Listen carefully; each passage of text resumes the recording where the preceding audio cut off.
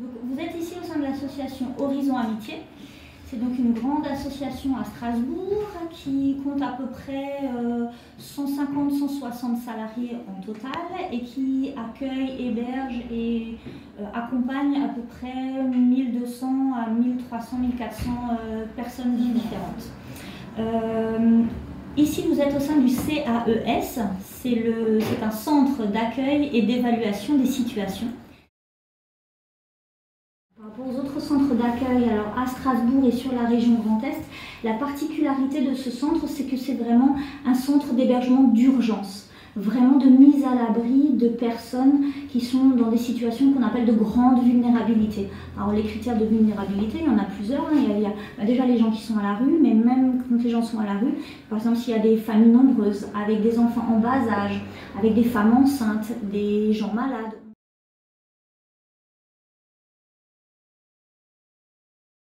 On a commencé à 51 personnes et d'ici quelques semaines, quelques mois, on devrait pouvoir accueillir jusqu'à 100 personnes. C'est l'objectif.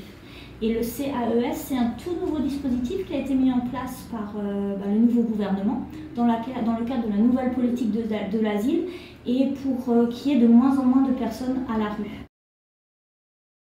Un demandeur d'asile, ça veut dire qu'il n'a pas encore eu de réponse à sa demande d'asile, il n'est pas encore réfugié. Il n'a pas voie à s'intégrer, puisqu'on ne sait même pas encore s'il pourra rester en France ou pas. La sécurité sociale, donc on fait en fait un dossier de demande. Et en attendant, en fait, c'est des personnes qui peuvent se faire soigner gratuitement. Donc pour la scolarisation des enfants, comme vous le savez, tous les enfants en France sont obligés d'aller à l'école jusqu'à 16 ans. Mais il y a d'autres conditions à remplir. Et toutes les familles ne remplissent pas forcément les conditions, notamment la vaccination.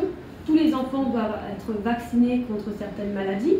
Donc c'est une des premières étapes dans laquelle on doit s'assurer qu'ils aient bien fait les vaccins. S'ils ne les ont pas encore faits, ils vont d'abord s'orienter vers le service gratuit pareil de vaccination. Ensuite, ça va dépendre disponible dans les écoles. Dans les écoles maternelles, il y a plus de places qu'au lycée, au collège. Donc ça va souvent plus rapidement pour un enfant de 4 ans d'être scolarisé qu'un ado pour aller au collège ou au lycée, alors qu'ils en ont beaucoup envie. Les demandeurs d'asile n'ont pas le droit de travailler en France les 6 premiers mois de leur procédure. Si la procédure dure plus de 6 mois, ce qui est tout le temps le cas, même en procédure accélérée, ils peuvent demander à la préfecture une dérogation. Ils peuvent leur demander le droit de travailler. Malheureusement, la préfecture n'autorise pas beaucoup de demandeurs d'asile à travailler. En attendant une réponse de la préfecture, le CAES organise des activités pour les adultes et les enfants, afin de les initier à la culture française et au vocabulaire de base. Si vous êtes en possession de jeux en bon état dont vous ne vous servez plus, donnez-les au CAES qui les acceptera avec joie.